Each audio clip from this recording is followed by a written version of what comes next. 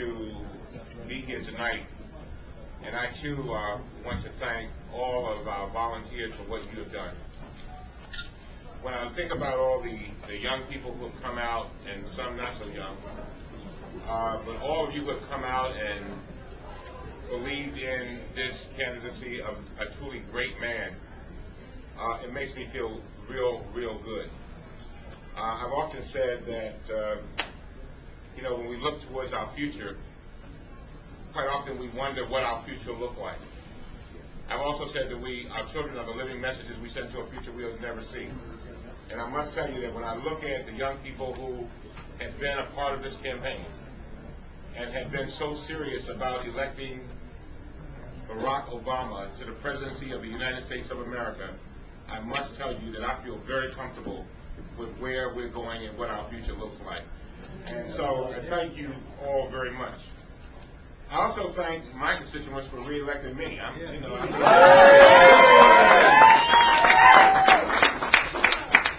got to tell you, I told my mother, I said, Ma, don't forget, I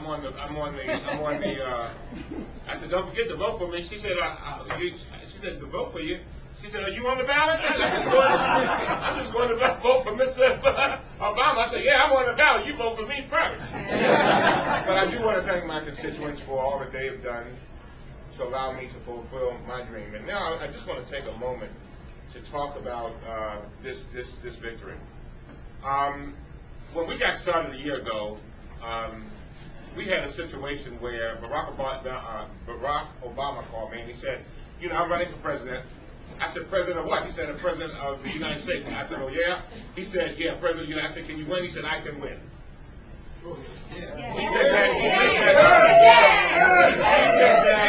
He said that in January of 2007. And I said, okay. So we put together a committee of one. I would hold meetings by myself. And I'd make all the motions and everything, and we got a lot done.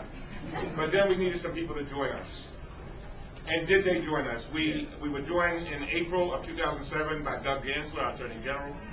And then we were joined by others. And the next thing you know, the last count, I understand, we were upward of 3,000 or 4,000 or 5,000 volunteers. But, ladies and gentlemen, I don't want us to miss what tonight is all about. Keep in mind, and I don't want people to just feel good about the senator, because I know, and that's a wonderful thing, but I want you to feel good about yourselves. And I want you to learn from what the senator has done. This campaign, in and of itself, is the audacity of hope. Yes. Think about it. When Kerry lost, nobody even whispered this man's name. He was unseen, unnoticed, unappreciated, unapplauded, had no money, had no organization, but yet and still, he had the nerve and the audacity to say, I'm running for president. And so often I think we need to take a lesson from that. Barack told me yesterday, he said, yeah, my steps might be ordered, but I've learned that you got to step into your steps. Come on. Because so many people don't ever step into their steps. And so what I'm saying to you is that we have had a tremendous victory here tonight. Numbers still coming in, but we have had a tremendous victory. And we are, listen to this, we are a part of history. Barack Obama will be the next president of the United States. And all of us are going to make it happen. Now, keep in mind, he went against some great forces.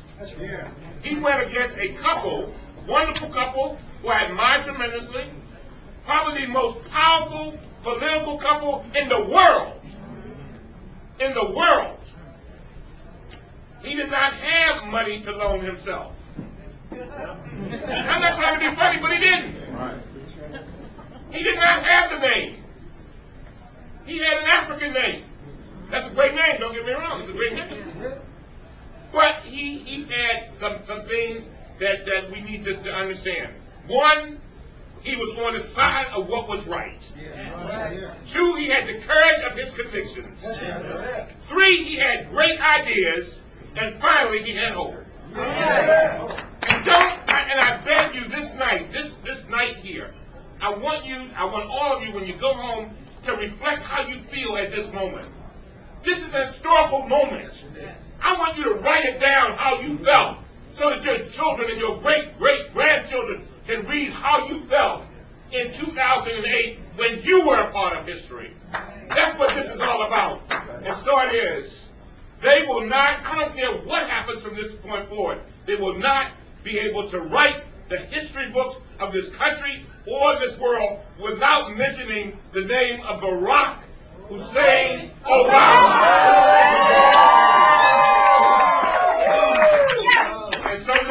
And so now, people are telling us, I've been watching the television, and they've been telling us,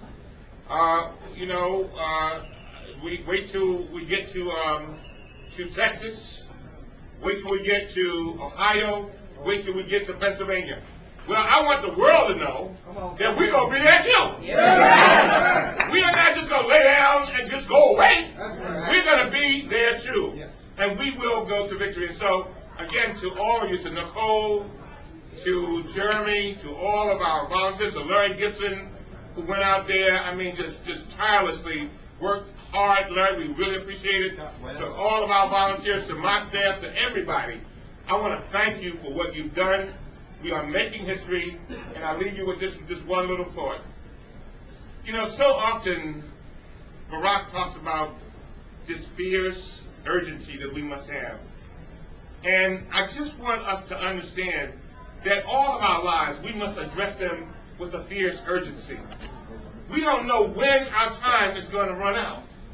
But the time that we have, we need to use it and get everything we've got out of it. And I don't know if you noticed what happened yesterday. When we were at the First Arena, we saw families. Families, they were all colors. It was not just black people. They were white people, Hispanics, Asian, bringing children because they understand the moment. When we were at Comcast Center with 25,000 people, they understood the moment. Young people stood there and tears running down their face because they realized that this man, Barack Obama, gave them a sense of what they could be. Just doing this campaign shows them what they can be. Rising from zero, rising with no money. Everybody against the most powerful political team that he could run against, but yet still, the audacity of hope.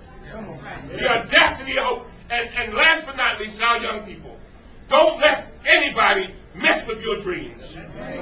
Don't let anybody mess with your dreams. Pursue your dreams with everything you got.